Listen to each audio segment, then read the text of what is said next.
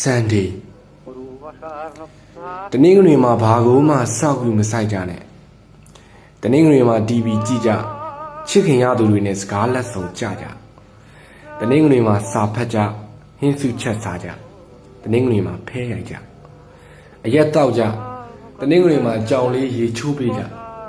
ကိုကျင်ရတဲ့ကိုရီးစားဘွားကအကြောင်းပြန်ပြောင်းအောင်မေးကြကြည်နူးအရှုံးဖောက်ကြ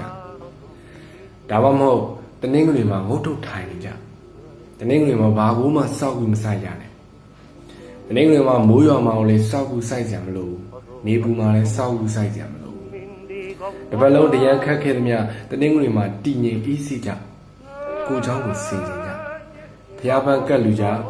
ချက်ကြောင်းတက်ကြနောက်တစ်ပတ်အတွက်စူတောင်းကြတနင်္ဂနွေမှာစိတ်လေးကိုတည်တည်ငြိမ်ငြိမ်အေးချမ်းထားတနင်္ဂနွေမှာအလုပ်ကိစ္စတွေနဲ့ဝေးဝေးမှနေကျောင်းစာတွေနဲ့ဝေးဝေးမှနေနိုင်ငံတော်နဲ့ဝေးဝေးမှနေတနင်္ဂနွေကနိုင်ငံတော်အတွက်အမှုထမ်းစရာမလိုတဲ့နေ့ငဲ့ကြည့်စရာမလိုတဲ့နေ့ပဲ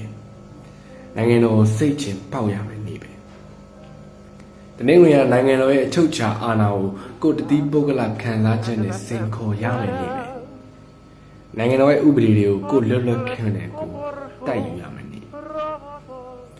တနင်္ဂနွေမှာရာဇဝတ်မှုတွေပူပူများလာလေတွေတနင်္လာအင်္ဂါတွေမှာလူတွေရဲ့အသိဉာဏ်ကိုကျင်တရားနဲ့ကျင့်ဝတ်ကောင်းတွေအတွက်ရေးကြသားကြမယ်စာတွေများလာလေပဲတနင်္ဂနွေမှာတင်းကျပ်တဲ့ဘာသာရေးစီးမြင်တွေနဲ့အဖေတွေအမေတွေကိုတော်လှန်ကြတပတ်လုံးသူများရေးတွေမိသားစုစားဝတ်နေရေးတွေနဲ့အလုပ်ရှုပ်ခဲ့သမျှတနင်္ဂနွေမှာကိုဘာကောင်းလဲရှာဖို့ကြကိုစိတ်ထင်လို့ကြတနင်္ဂနွေမှာလွတ်လပ်တဲ့အရာလာကိုခံစားကြတနင်္ဂနွေမှာဘာကိုမှစောင့်ပြီးမဆိုင်ကြနဲ့တရားတည်